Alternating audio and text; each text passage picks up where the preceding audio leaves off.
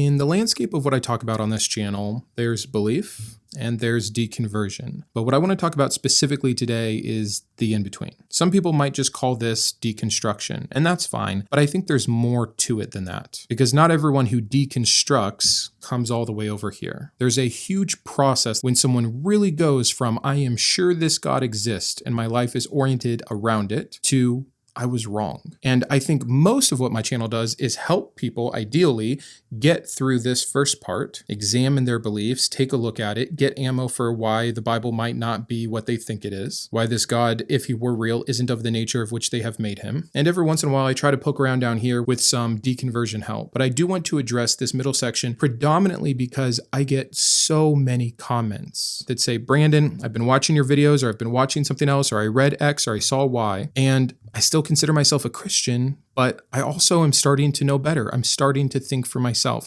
I'm starting to see the bigger picture. I'm starting to see how man-made this is. And just about all of the comments that start like that go through some story of their turmoil that they are in, of how hard and difficult this part of the journey is. Many of them are honest enough to say, I don't know if I'll end up where you are. They'll say something like, well, there still has to be a God, or you've helped me break my idea of the literal fundamentalist side of Christianity, but surely Jesus still exists. Or sometimes they're further down the road and they'll say, I've let go of the idea of Jesus, but I don't know what to do now. And again, it's such a huge spectrum. You can be all over it. So I want to try to give some structure to that spectrum. Let's talk about the in-between. And like always, I like to have some points to work through. So this is going to be our agenda for today. And let's just start at the beginning with acknowledgement. Let's verbally address what is going on. You, in some capacity, are doubting. Doubting sucks. Doubting is the opposite of knowing. And though I think doubting is incredibly healthy, I'm not naive. It's not a fun place to be. Doubting feels like an identity crisis, especially doubting something as big as your faith. Because for most people, you're not just doubting your faith, you're doubting your position in the world. You're doubting your meaning. You're doubting where you get your morals from. You're doubting the trust you can have in the people you grew up with. You're doubting major definitions of what this life is. You're doubting your sense of self or meaning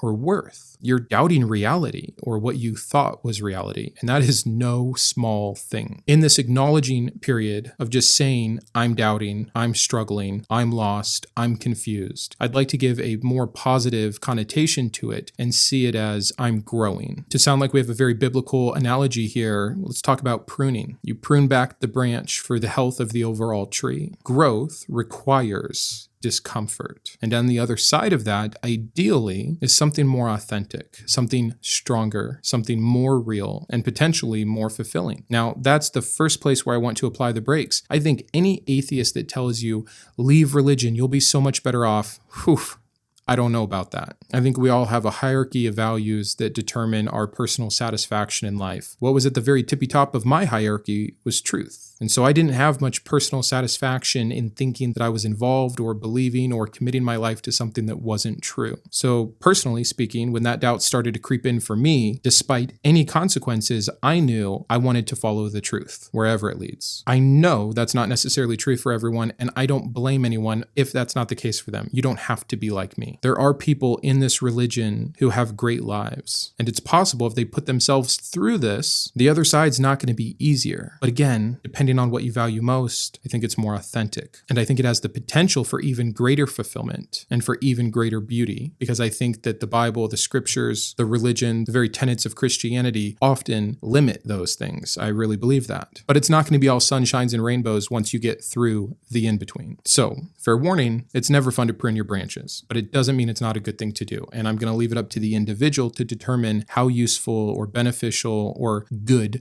this will be in the long run. I'm guessing if you're here on this channel right now watching this video, you care about truth to a degree where this is worthwhile. But that's my caveat nonetheless. I also think while we're talking about doubt, that there's a negative perception that doubt is a weakness, that there's some intrinsic value to knowing or assurance. And it's great to know, especially if you actually can know something. But I want to again encourage you that doubt is a healthy position. There are some kinds of skepticism that don't serve anybody well in anything, but the opposite is much more harmful. Blind belief? No, thank you. So instead of feeling guilty about questioning things, which is typically an emotion that comes right alongside doubt. See doubt as curiosity, as striving for certainty without having to reach that kind of certainty. The questioning mind is the evolved mind, if you will, and I think there's something very true to that. So if doubting is step one on the in-between, something happened. There's usually a catalyst. It could have been years of things building up until you reach an eventual tipping point,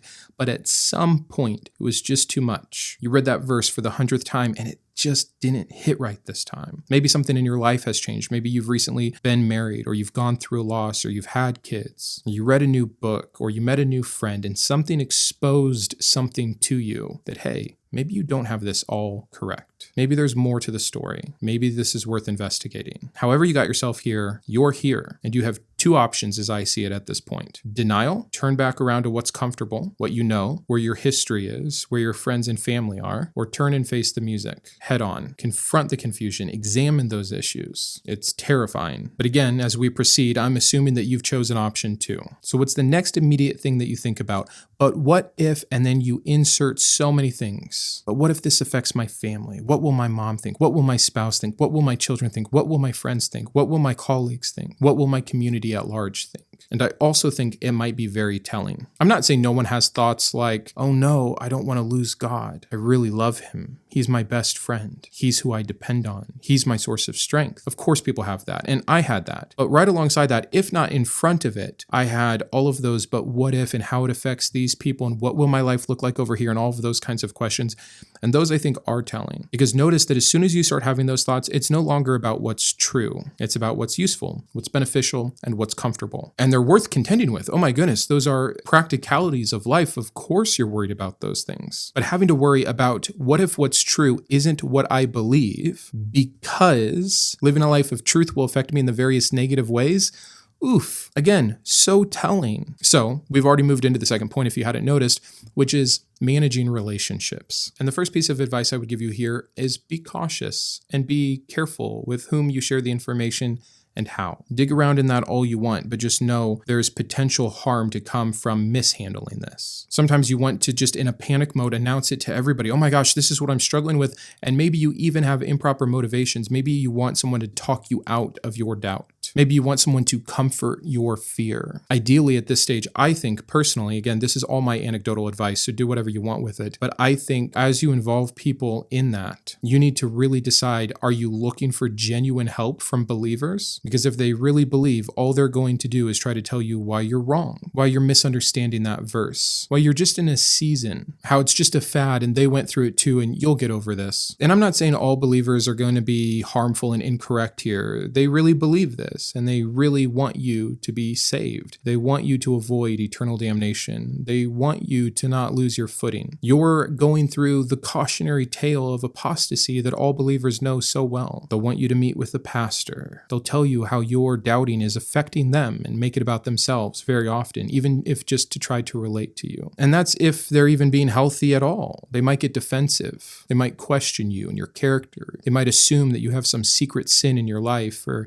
you've allowed some form of the devil a foothold. Deception has entered you. I had all the kinds of responses you could have from I am being possessed by a demon to I never really was a Christian to I must hate God to I think I know better to I was confused to being completely dismissed as just going through that doubting or atheistic phase. So again, if you're going to involve other people, specifically believers in this, especially at a low point of your doubt, before you've obviously been able to arrive further in the in-between or all the way to deconversion, you should have some boundaries in place. Here's what some of those conversations can look like. Hey, I wanted to talk to you because you're important to me, or because we share X, or because we're in this relationship. And my goal is to be truthful and honest. And something that I'm struggling with right now is if this is real, or this particular verse, or this particular concept, or this particular argument, or what I read over here, what I saw over here, or maybe just something at large. And I'm not telling you for you to fix it, and I'm not telling you that I know for sure, and I'm not here to judge you. I am using I statements, but to be true to myself and to our relationship, I wanted you to know. And then insert boundary. I'd love to talk about this, or I wouldn't like to talk about this, or I'd like to talk about this with you, but I'm not comfortable with you sharing this with others. Or if we do talk about it, here's what I can say for now, and I might have to cut off your responses at some point. Again, if the goal here is finding truth, there might be a limit to how much you're willing to go back and forth with a Christian who's trying to convince you of the thing you're already doubting or questioning. I'm not saying to not respect their opinion. I'm not saying to all of a sudden pretend you know better than everyone in your life. But again, if you are here, if you are actually doubting, the believers around you, especially those with close personal connections to you, might not be that beneficial at this stage. And one thing that helped me a lot was giving people an out. Hey, you might not like this. This might actually scare you. Maybe this presents a mirror and a crisis of faith that you've had in your past or are currently going through, and you want to shut it down. I understand that. My goal is not to lose this relationship with you. You're important to me because of X, Y, or Z. But this is something that is true for me, my doubt, my deconstruction, this deconversion process, wherever you are at. And all I ask is that you respect me as an individual. Like I will still respect you despite any belief differences. Again, I think there's more beneficial and less beneficial ways to have these conversations. And I think that someone who is new to doubting or who is scared or who is maybe a little further down that in between and they really are feeling certainty that what they knew was wrong might want to profess it, might want to explain it, might want to debate it. And there might be a time and place for that. Or again, you can work that into your boundaries. But I'd also endorse empathy. Try to remember when you were a ardent, strong believer and you heard stories about people losing their faith. Put yourself in a position a few years ago if your significant other, your kid, your parent, whatever the situation is, expressed the same thing to you that you're doing now. How would it affect you? What would you want to do? How would you be reaching out? What would that look like? And then expect it and understand it and even maybe appreciate it. However wrong or misplaced the motivations might be, they're still probably coming from a place of care, compassion, or concern. And so your empathy will go a long way here. The last thing I'll say here is that the onus might be on you. You know what it's like to be a Christian. They might not know what it's like to be a doubting Christian or someone in the middle of a deconstruction or early in their deconversion. It will be easier for you to provide the bridge than for them, most likely. Let's move into our next step here, which is clinging to familiar practices. This is different for everyone. Again, speaking from kind of personal experience, it amazes me as I look back at my journals, how far I was in this in-between process while still praying, while still fasting, while still going to church, while still singing in worship, while still having conversations with a pastor, while still attending small group, while still leading my family spiritually. It can feel very hypocritical. It can feel shameful. You can feel downright guilty for participating in any of these events while still doubting. But of course you're clinging to this. Many of us in this stage are actually hoping that we're wrong about our doubt, despite how many Christians will tell you you couldn't wait to be done with God and start sinning. And again, even though you have this goal of truth and this doubt, you still probably have a preference that Christianity is true. And so pouring through the scriptures more than you ever have, or going to that second service, or just trying to spend more time on your knees before God, that all makes a great deal of sense. It's not hypocritical. It's not shameful. You're not guilty. You're searching. And the ways that you have been taught to search for truth up until this point, if you are raised in a Christian community, are those things. In fact, it's the number one thing you'll hear from Christians during your deconstruction or deconversion. Don't give up yet. I promise you, if you go talk to God, if you really believe and you really put yourself out there in a vulnerable sense, He will meet you. He will not let you go. So of course you're trying that. I tried everything. And it wasn't because I thought there was some special magic or ceremony that was going to fix things. I was utilizing the tools that I was given from the biblical traditions and understandings. Prayer, faith, fasting, community, and mentorship. This wasn't willy-nilly. This wasn't, I don't believe this anymore. This is a process. And these familiar practices, I think, for many of us are going to be a major part of that process. And maybe if you're doubting, you also have this weird, shameful idea that, well, if I'm still praying, if I'm still reading the Bible, there's like this backward sense of you're not being true to your doubt. Maybe you're just going to convince yourself with feelings or with what's comfortable and talk yourself out of it. And that could happen. But I'd like to just give you permission that nothing is off the table. If you're really in this in-between section, you really don't know. You're really confused about what truth is. Look everywhere for it. Turn over every rock. Test everything, as the Bible says. And at the same time, there might be a time during this in-between where you start letting those things go. And that's sad. It's a way of life that's dying. I don't want to minimize it because I don't think there's a lot of comparisons that equate this. But the traditions and rituals of Christianity, and that's what they are, leaving those behind feels like opening a wound, like this great chasm or void that is so new to you. an analogy that won't hold up to the seriousness of this is, for me, I played sports from very young, like 4 or 5 years old, all the way up through high school. Had some injuries, didn't play college, thought I was going to play college. And all of a sudden, I'm looking back at what I view as the memory of my entire life having been involved in basketball. And now it's gone. It's just done. Yeah, maybe I can still go do a pickup game, but this part of my life is over. That camaraderie, that teamship, the goal setting, the improvement, the hope, the potential, the enjoyment, the ritual. I'm no longer practicing this night, or this night a week. There's no longer that game or that tournament to look forward to. It's just something that's dead and gone all of a sudden. And how much more serious that moment you decide not to pray again. That day you decide you're not going to church anymore. When you can no longer feel good about participating in that small group or your role as a volunteer at church. That is a hard part of the in-between, and it might come later, but I'm warning you about it and also giving you permission that the sign of that hurt or that loss doesn't mean that thing was true. That's where a lot of people get convinced, well, man, I stopped praying, I stopped worshiping, I stopped reading my Bible, and look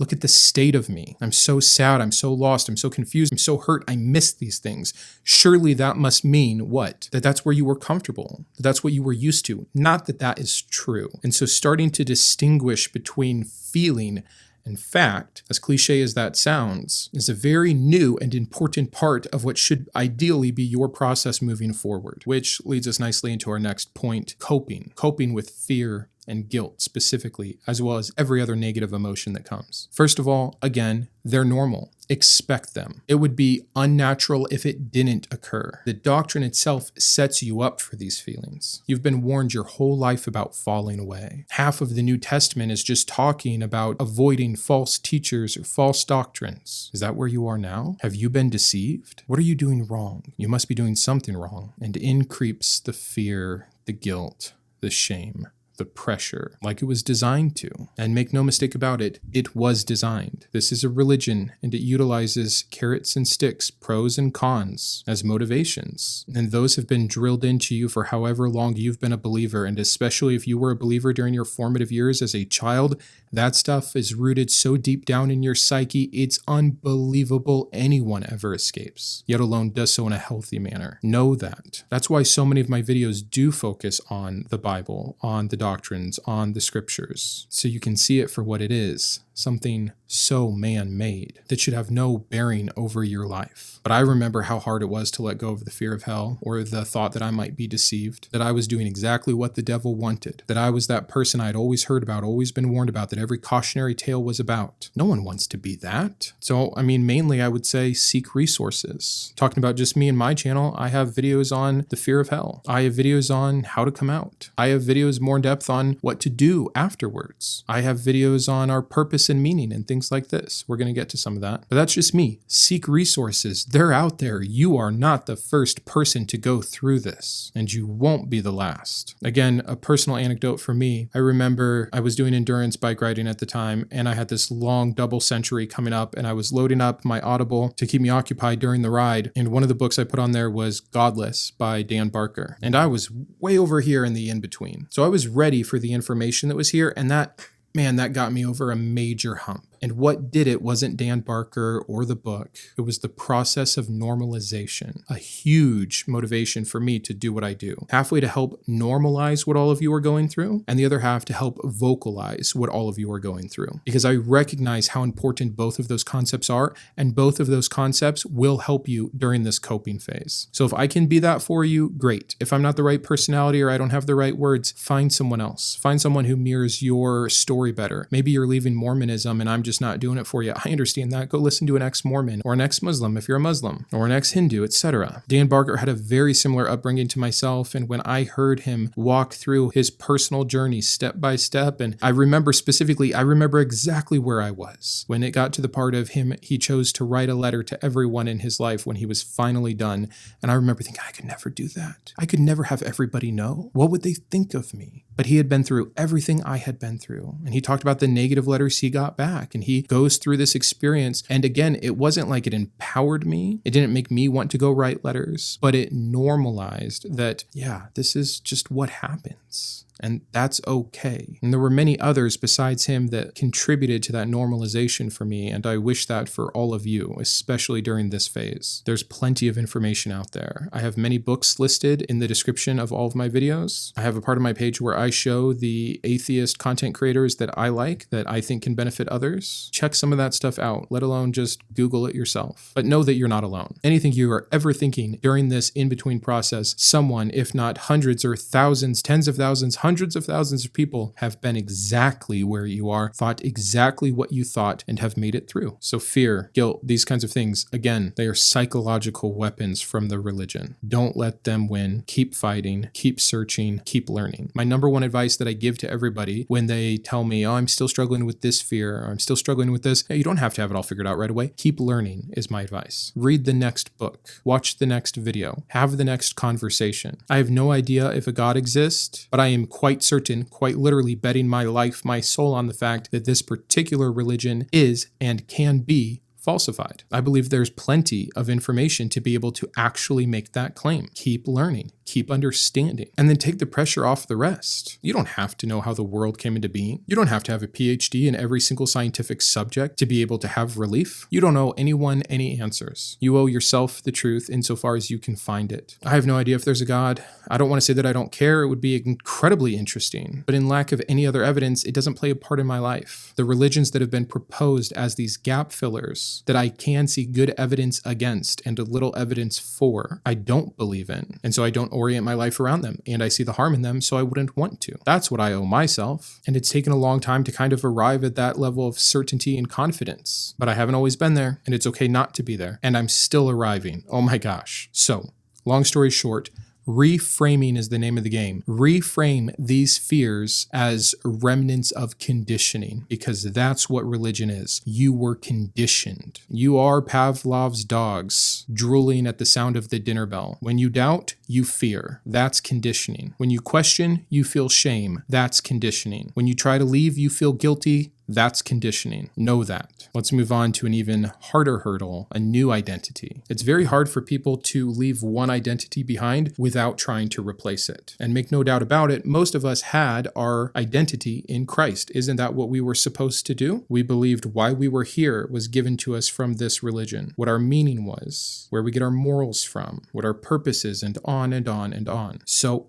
if that's no longer true, the basis, all of those things become up for grabs. And we very often feel an immediate need to try to ground those in other things. What's my new identity? That's why some people just dive into atheism so hard. I'm an atheist. And it's this new brand. It's this new title. And even though you might very well be an atheist now, personally, I don't think you're going to get much from the brand of atheist. It's just a word to describe your lack of belief. You might find some community with other atheists, but that's just like-minded people. It's no club, it's no religion. And you're leaving a club. You're leaving a religion. You're leaving an identity in a particular ideology. I don't think there's a whole lot else on offer other than other religions to immediately replace that. And that's why so many people fall into some other version of Christianity, or they move on to an Eastern religion because it seems novel and less problematic, or they move into some New Age movement. I think that's all very common, and it's stemming from the desire, the need to replace. And so my first advice is you don't have to replace, because again, you don't have to have all the answers. You can know that one thing is not true without knowing everything else. What an impossible task. So here's my advice for what you can do, what you should start thinking about maybe during this in-between, again, depending how far you are on the spectrum. Can you examine your personal values, even in the vacuum that is left after leaving religion or contemplating the leaving of religion? Can you start to ask yourself questions like, who am I outside of this religion? You might be surprised at the answers you're still able to give yourself. I remember saying things similar and saying, well, I'm someone that cares about this. And I didn't have to deconstruct. Why do I care about that? Maybe it's a Judeo-Christian value left over. Does that prove some kind of a truth? You don't have to do all of that. I'm someone who cares about this. I'm someone who's passionate about that. My personality type is such that I am this. I really enjoy when I do this. There are things about yourself that, for lack of a better term, remain objectively true despite whatever framework you're given around it. Interest, hobbies, relationships, skills, these kinds of things. That is such a good starting point. And by the way, again, while we're talking about reframing, consider this an opportunity, not the negative connotation of, well, what now? Rediscovering yourself. maybe for the actual first time, is an incredible journey in and of itself, and it happens to go hand in hand with most deconstructions or deconversions. It might be the only time someone is in a position where it becomes necessary enough for them to do this deep of a dive. Otherwise, you always just chalk it up to your ideology from whatever system or religion or philosophy you're coming from. What an exciting precipice. And I'm going to encourage you not to fall into the trap that Christians or believers of any kind will lay for you. Well, you can't really have values without Christ. Oh, you can't really develop a personal philosophy if you're not living in the truth of who God is and what he has planned for you. Oh, you don't even have the right to say what you think about morals or right and wrong. You have no grounding for your morality. I'm not tooting my own horn. One of those things that I was able to answer for myself is that I am someone who likes to help others. And that had always been in a Christian sense previously. And I got kind of stuck after my deconstruction and deconversion, and I still said about myself, I'm someone that likes to help others. I get a great amount of personal joy and satisfaction from helping others. And for a while I was like, but why? Why is this in me? Where is this altruism coming from? See,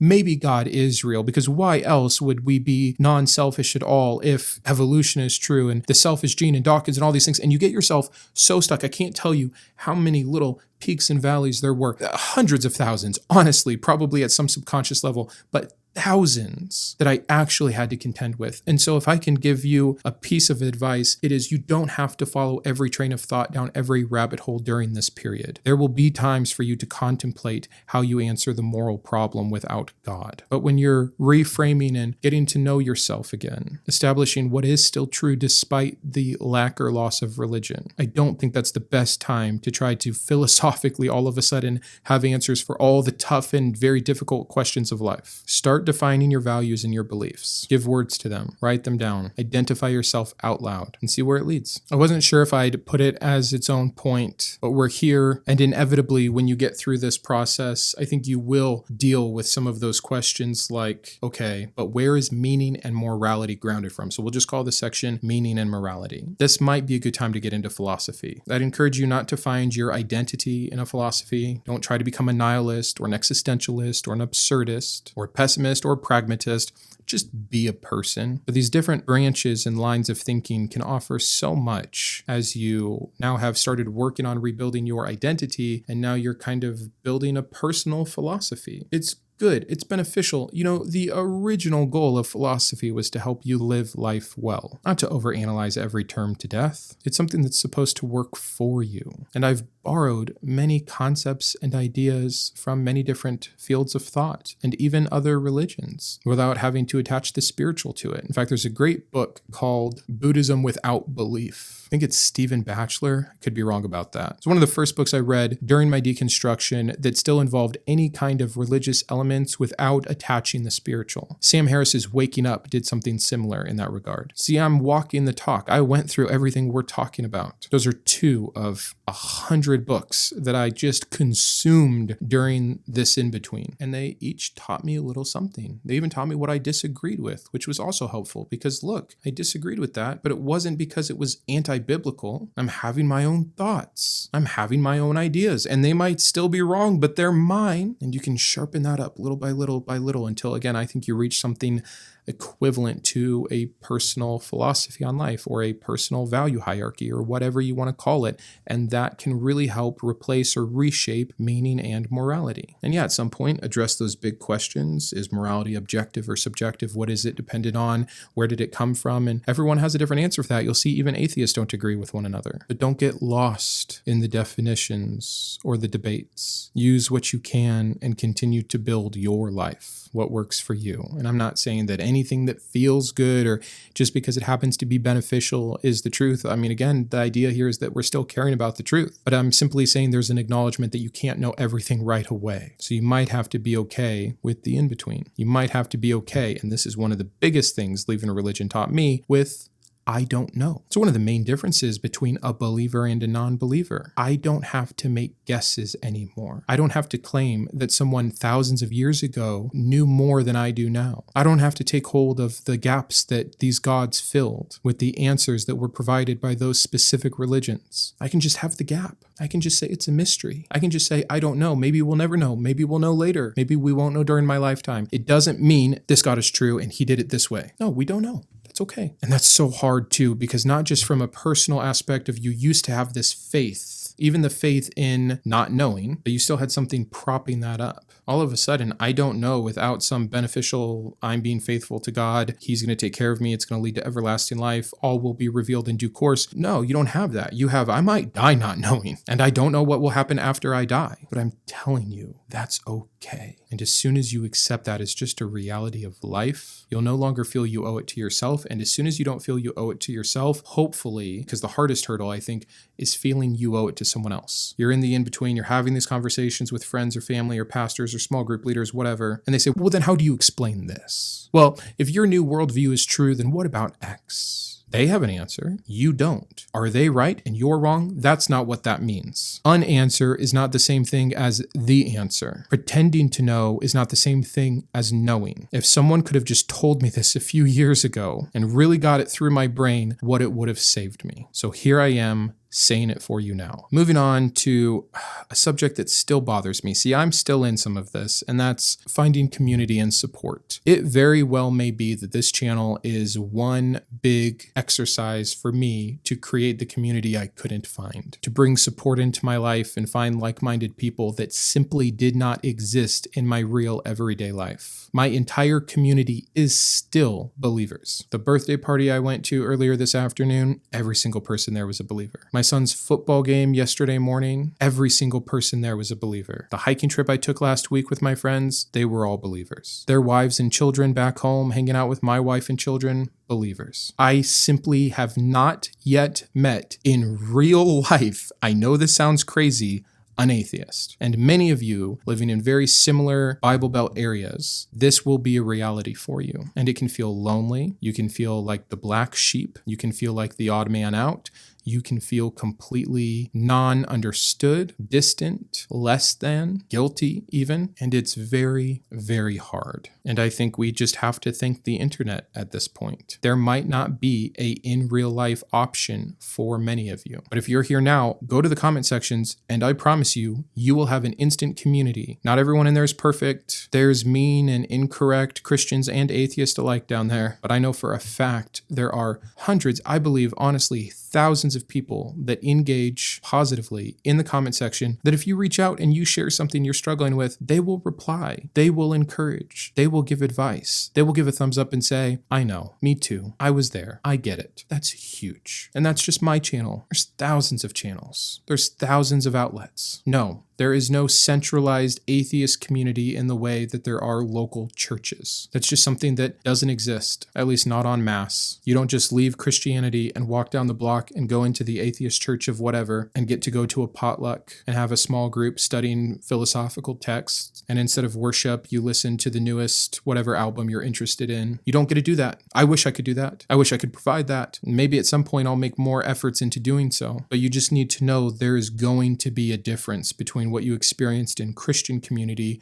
versus where you end up for most of you in most places in this world. But at least we're lucky enough to live in one of the few generations thus far that has been able to have any outlet whatsoever, and I would imagine it will only get better. So I encourage you to seek those out. I encourage you to still have community in your life. It's not like everything has to be around belief or non-belief. Join a book club and read a secular book. Join a biking community and get fit. Have the camaraderie of being out on the road for a few hours. Grab a beer afterwards or a coffee. There are plenty of ways to still have healthy community in our lives, because I do think that from an evolutionary perspective even, that's a necessity for most of us, or at least something beneficial for the grand majority of us. And it's going to be on you to create or to find. That's just the simple truth. But look for it and just do what you can. Rediscovering purpose. We talked a little bit about morality and meaning, and so you could attach this to meaning. But hey, what are you going to do with your life now? And I'm not even saying everyone has to have a purpose, but I think we are meaning-making machines. Thus, we got religion. So if we don't have religion, and this is still some innate part of us, for again, I think we can explain it through evolutionary biology, what do we do with that? That's a fun question. That's an exciting opportunity. Again, reframe this as something good. What are you passionate about? Maybe you need time. Maybe you should go explore a bunch of things until you become passionate about them again. Maybe you should reconsider what your skills are. Maybe you should look at what kind of career you want to be in. Again, some of this depends on your age and your station in life. I honestly felt it was too late for me to do the pivoting I wanted to do. I spent my years when I was able to and had the discretionary income and had the flexibility away from family and things like that in Bible college. I wish I was getting a neuroscience degree. I wish I was getting a degree in mental health counseling. I wish I had been working on a philosophy major so I could become a professor. But the reality for me is by the time I deconverted, I don't want to say it was too late because I do believe we can all do whatever we want to a certain degree, but I was unwilling to trade off the value of the financial security for my family and the time I wanted to spend with them to chase down some new dream and interrupt my career trajectory. That's just a reality. It's my choice to make, but I still felt like I was prevented from doing certain things I actually found myself caring more about post-deconversion because of my station in life at the time. And maybe again, that's why I have this YouTube channel where I can talk about philosophy, utilize my Bible degree, create community to help others because that's what I care about, meet with and speak with interesting people in my new podcast endeavor, have conversations about these topics. I've thought before, what if someday I quit my job and the channel's big enough and what I do for money is that I do private counseling sessions from a deconstruction or deconversion process with anyone out there that wants. It feels weird charging for it, but if that was my full-time job, I think that would be great. That's what I wanted to do if I were a counselor. Maybe I just had to find a different way to go about it. I'm creating my own purpose. I am creating my own meaning, and it is way more fulfilling than telling myself that I am dirt, that I deserve death and hell, but some innocent person laid down their life for me, and that means I get an eternity of bliss. Nope. That's not true. It's a fairy tale, and I don't even think it's a very good one anymore. I get to create my own meaning and purpose. I am the captain of my ship. It's empowering, and it is exciting, and I hope that you can learn to see it the same. And it doesn't have to all be so deep. Maybe you just enjoy riding a bike. Cool, go ride your bike. Maybe help someone along the way. Life doesn't have to be what it used to be for you. Discover what's new for yourself. We'll end with what I think we've already alluded to many times. Our last topic here, looking forward, a life beyond faith, if you will. So it's good to remind yourself right here that there is an end in sight. You don't know what it looks like yet. You don't know exactly what it will be. You don't yet have all those answers to the things that we've discussed, but it's coming and it's possible. And even if I'm the only example you have, let me be that example. But seek out more examples and I guarantee you, you will find them. You will gain clarity. You will gain confidence. You will gain calmness. If you do these things, if you keep learning, if you stay open, if you stay empathetic, if you don't rush to have an answer, if you don't blow up the community of everyone around you, if you can help it, sometimes you won't be able to. It will be other people's choices. But if I think you can handle this in a somewhat half decent way of some of the things we've discussed, clarity, certainty, calmness, confidence, all the C words are coming. Just be patient and give yourself permission to experience the hurt in the meantime. Give yourself the allowance to be uncomfortable, to mourn what you're losing, because you're probably losing something. Even if you're gaining more,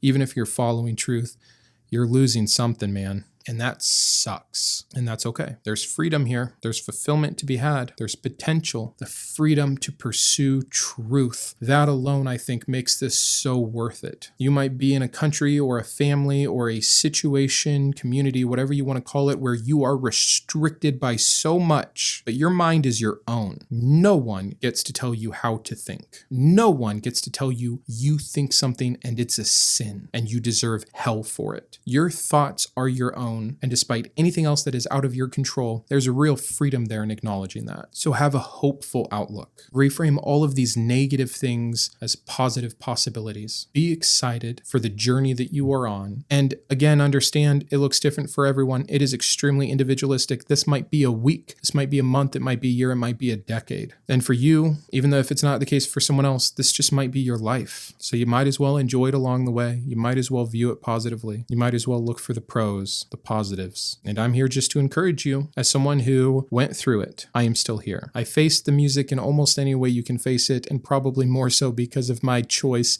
to create this channel, and I'm still facing it, and it still has negative effects on my life even today. But the other thing that I remind myself with and that I want you to really know and believe is you don't get to choose your beliefs. If you're doubting, yeah, you can turn around, you can put your head in the sand, you can cover your eyes, you can put your fingers in your ears. And to a certain extent, then, if you really do just turn back to the comfort and you sit in it, you've made a choice that can definitely protect a belief that you already have. But if you end up coming to the conclusion that what you believed your whole life or this religion in general isn't true, you didn't just decide that you didn't believe anymore. You simply became unconvinced of what used to convince you. You simply gained new information that made it impossible to continue to believe the things you used to. I think there's a freedom in knowing and really understanding that, and that can take some time to come to grips with as well. So I'm done. Thank you for being here. Don't give up. You can do this. It's worthwhile. Just because it's hard doesn't mean it's wrong. Truth matters. And keep going, keep learning, keep thinking is how we end these things. And so now we will. Until the next one, and forever, keep thinking. I'd like to personally thank my top tiers of support: my Iconoclast and Boris GVI, Jason, Joe, Kitboga, Perry, Rokkit, Shawn, and StrongRex, my Humanist heroes, Imposter, James, Jarrod, Kristi, and Thronus, my Atheist advocates, Caleb, David, Jeff, Jeffrey, Mrs. Webb, Paul, Sparky, and Todd, as well as all of my secular scholar patrons. If you believe in the mission of this channel or you just enjoy its content, please consider joining these fine people.